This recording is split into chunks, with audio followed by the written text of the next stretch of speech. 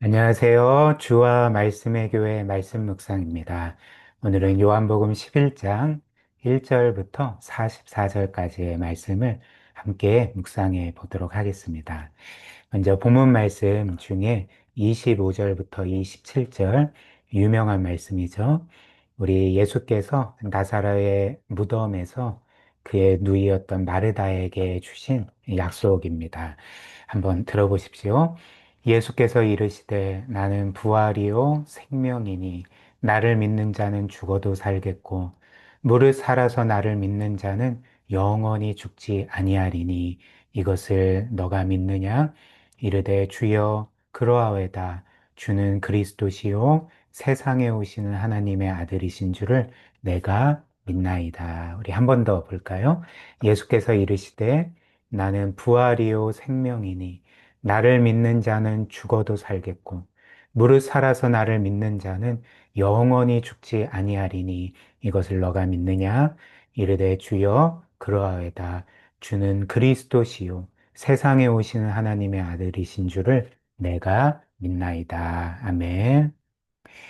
우리가 복음서를 보면 예수님은 이 세상에 사시는 동안 모든 사람들을 사랑하셨죠.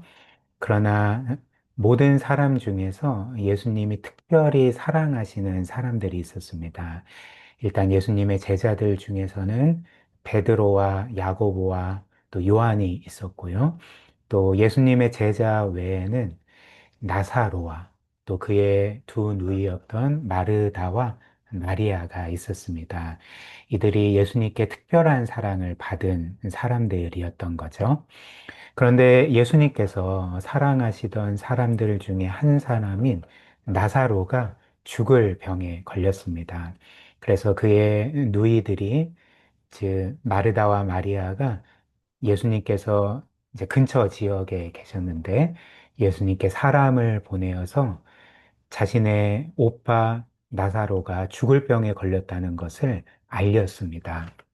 그래서 예수님께서 조속히 베다니로 오셔서 자신들의 오빠를 고쳐주시도록 간청을 했던 거죠. 1절부터 3절 보십시오. 어떤 병자가 있으니 이는 마리아와 그 자매 마르다의 마을 베다니에 사는 나사로라. 이 마리아는 향유를 주께 붓고 머리털로 주의 발을 닦던 자요. 병든 나사로는 그의 오라버니더라. 이에 그 누이들이 예수께 사람을 보내어 이르되 주여 보시옵소서 주께서 사랑하시는 자가 병들었나이다 하니 그렇다면 예수님께서 그분이 진정으로 특별히 사랑하신 그 나사로가 죽을 병에 걸렸다는 소식을 들으셨을 때 그래서 위급하다는 소식을 들으셨을 때에 예수님은 어떻게 해야 되겠습니까? 당연히 곧바로 베다니로 가서 나사로를 고쳐주셔야 합니다. 그러나 놀랍게도 그리고 충격적이게도 예수님은 모든 사람들이 당연하다 생각하는 그 일을 하시지 않았던 거죠. 오히려 너무나도 이상하게도 예수님은 이 소식을 들으셨음에도 불구하고 머무시던 곳에서 이틀이나 더 머무르셨습니다. 5절, 6절. 예수께서 본래 마르다와 그 동생 마리아와 나사로를 사랑하시더니, 그러니까 사랑하시면 곧바로 가셔야 되지 않습니까? 근데 6절, 나사로가 병들었다함을 들으시고 그 계시던 곳에 이틀을 더 유하시고, 그래서 어떻게 되었을까요? 나사로는 소위 골든 타임을 놓치게 되고 죽게 되었던 것입니다. 그렇다면 예수님은 왜 나사로와 그 두 누이를 사랑하신다고 하면서 왜 나사로가 위급하다는 소식을 듣고도 곧바로 가시지 않았을까? 그 이유가 무엇이었겠습니까? 예수님께서 그 이유를 직접 이렇게 밝히셨습니다. 4절 말씀.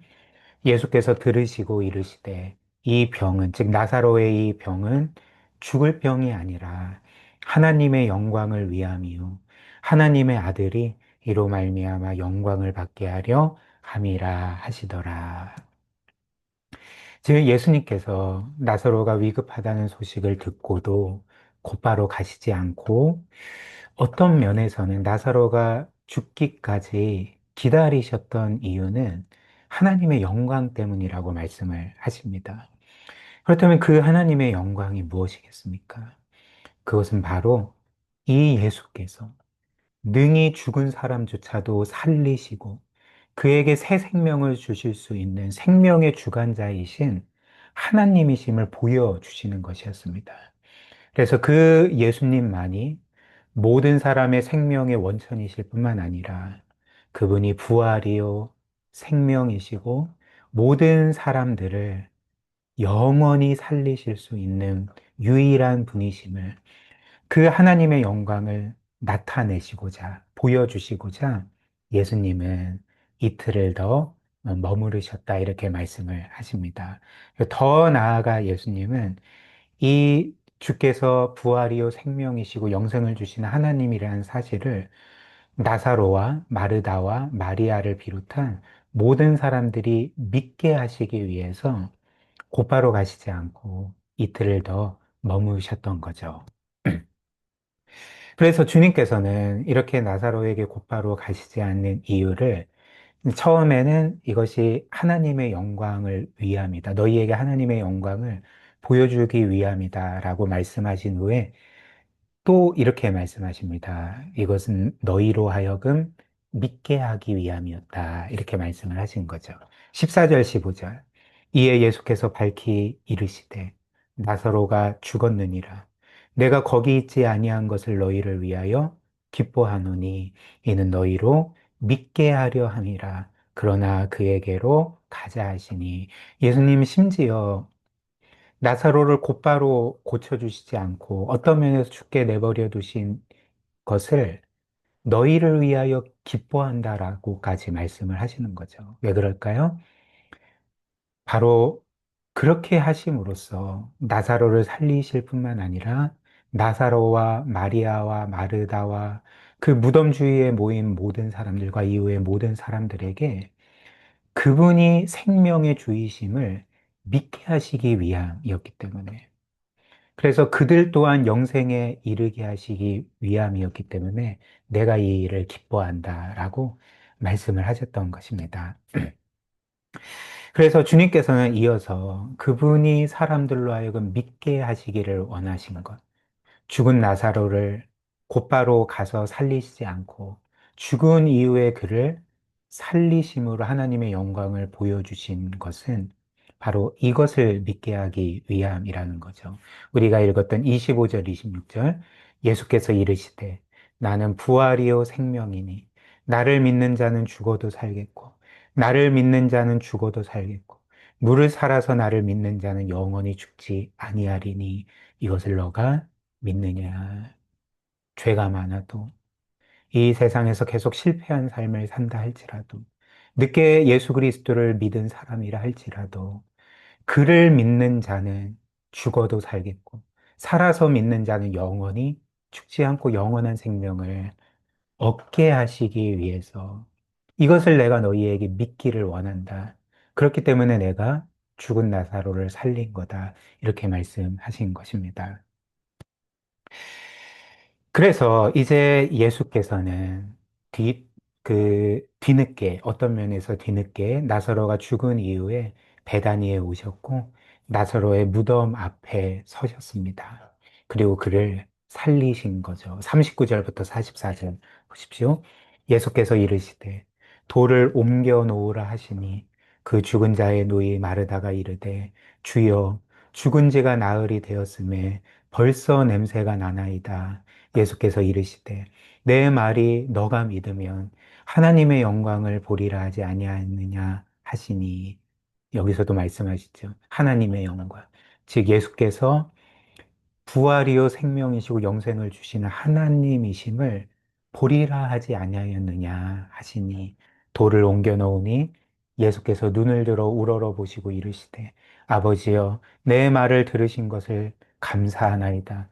항상 내 말을 들으시는 줄을 내가 알았나이다. 그러나 이 말씀 하옵는 것은 둘러선 무리를 위함이니 곧 아버지께서 나를 보내신 것을 그들로 믿게 하려 함이니이다. 그리스도를 믿게 하시기 위함이라는 거죠. 그래서 이 말씀을 하시고 큰 소리로 나사로야, 나오라 부르시니 죽은 자가 수족을 베고 동인 채로 나오는데 그 얼굴은 수건에 쌓였더라. 예수께서 이르시되 풀어놓아 다니게 하라 하시니라. 그리고 이후에 우리가 보는 것처럼 이 일 때문에 많은 유대인들이 예수 그리스도를 믿게 되었다. 우리에게 전해주고 있습니다.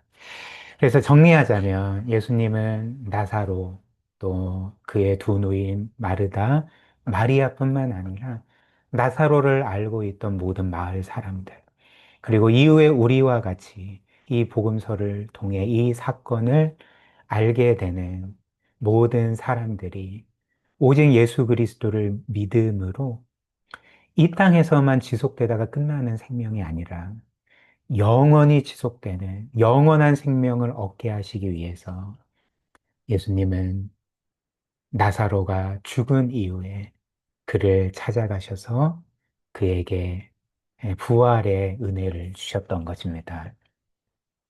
그러나 이제 마지막으로 주님은 이렇게 그분을 믿는 모든 자들에게 영생을 주시기 위해서는 한 가지 문제를, 우리에게 있는 한 가지 문제를 해결하셔야 했습니다.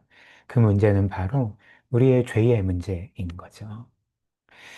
성경에 따르면 우리의 죄는 하나님께 반역한 죄고 공의로우신 하나님은 그 죄를 반드시 처벌하셔야 됩니다. 그렇기 때문에 그 죄에 대한 심판은 사망인 거죠. 로마서 6장 23절이 죄의 삭은 사망이다라고 하는 것과 같습니다. 그래서 원래 이 세상 모든 사람들, 우리를 포함해서 모든 사람들은 우리의 죄 때문에 영원한 심판을 받아야 됩니다. 하나님의 공의로운 심판을 받고 영원히 멸망해야 합니다. 따라서 하나님께서 이렇게 죄로 영원히 죽을 우리를 살리시기 위해서는 우리의 죄를 먼저 해결하셔야 했던 거죠. 그래야 우리가 살 수가 있습니다. 그래서 하나님이신 우리 예수 그리스도, 우리의 주께서는 우리를 구원하시기 위해, 우리를 영원히 살게 하시기 위해서 무슨 일을 하셨습니까? 오늘 주께서는 자신을 가리켜 나는 부활이요, 생명이고, 나를 믿는 자는 죽어도 살겠고, 그리고 살아서 믿는 자는 영원히 죽지 아니하리라. 지금도 모든 살아있는 것에 생명을 주시는 분이고, 그분이 기뻐하시는 자에게 영생을 주실 수 있는 그 생명의 근원이신 주님께서 어떻게 되셨습니까? 우리의 모든 죄를 짊어지시고 십자가에 못 박혀 죽임 당하셨던 거죠. 생명의 주께서 죽으셨던 것입니다. 그리고 오늘 우리가 보는 것처럼 죽은 나사로를 그 신적인 능력으로 무덤에서 나오게 하셨던 주님께서 어떤 일을 겪으셨을까요? 죽으셨을 뿐만 아니라 장사되어 나사로와 같이 무덤에 안치되셨던 것입니다. 즉, 주님께서는 우리를 살리시기 위해서 우리가 마땅히 죄 때문에 죽어야 될 죽음을 그분이 대신 죽으심으로써 그분을 믿는 모든 사람이 그분에게 있는 또 그분이 마땅히 영원토록 누리셔야 될 그 영생을 누리게끔 하셨던 것이 바로 예수께서 우리를 위해 하신 일이라는 것입니다. 우리 마지막으로 이 말씀을 함께 우리의 삶에 적용해 보면 좋겠습니다. 우리에게는 그 어떤 일에 대해서 우리가 생각하는 골든 타임이 있습니다. 이 골든 타임은 어떤 것입니까? 보통 우리가 이렇게 생각하는 게 골든 타임인 거죠. 나의 인생의 어느 시점까지 내가 원하고 계획하는 바가 일어나지 않으면 모든 게 끝난 거다. 나는 끝났다라고 말하는 게 보통 우리가 생각하는 골든 타임 아닙니까? 근데 이렇게 우리에게는 골든 타임이 있을지라도 하나님이신 주님께는 골든 타임이라는 것은 없습니다. 왜 그럴까요? 왜냐하면 주님께는 모든 것이 가능하고 불가능한 것은 없기 때문에 그런 거죠. 그분께는 이런 골든 타임이란 있을 수가 없습니다. 그래서 오늘 본문 말씀에서 보는 것처럼 사실 나사로도 그리고 마리아와 마리아에게도 골든 타임이 있었습니다. 나사로가 살아날 수 있는 그 시간대가 있었던 거죠. 그러나 주님께는 그런 골든 타임이 없었습니다. 왜냐하면 주님께는 나사로가 죽었든지 살았든지 그게 나사로를 고치고 그를 살리는 것에 아무 문제가 되지 않았기 때문에 그런 거죠. 주님께는 나사로가 죽어도 얼마든지 그를 다시금 살리실 수가 있었습니다. 왜냐하면 주께서 생명의 근원이시기 때문에, 하나님이시기 때문에 그런 거죠. 그래서 우리가 이 말씀을 통해 깨닫게 되는 바가 무엇일까요?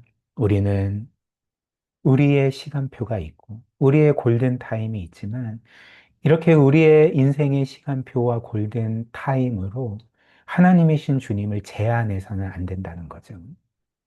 주님은 그분의 때에, 그분의 방법으로, 그분의 시간표에 따라서 우리를 위한 그분의 가장 선하고 영광스러운 뜻을 이루실 것입니다. 따라서 우리에게 중요한 것은 무엇일까요? 아니, 주님께 중요한 것은 무엇이겠습니까? 주님께 중요한 것은 우리가 생각하는 골든타임에 그분이 맞추는 것이 아니라 그분의 때에, 그분의 방법으로, 그분의 시간표에 따라서 우리에게 가장 선하고 좋은 것을 이루시는 거죠. 이게 우리에게도 가장 중요합니다. 그리고 한번 생각을 해보십시오. 주님께서 우리에게 행하시는 일들 중에는 우리에게 나쁜 것이 하나도 없습니다. 때로는 주님이 왜 이렇게 늦으시나라고 생각할 수 있지만 주님께서 우리에게 행하시는 일 중에 나쁜 것은 하나도 없습니다. 생각해 보십시오. 우리의 영원한 생명과 구원과 행복을 위해서 주님은 자신의 목숨까지 내어주신 분이십니다. 근데 그런 주님께서 우리에게 어떤 나쁜 결과를 가져오는 일을 하실 수가 있겠습니까? 그렇지 않죠.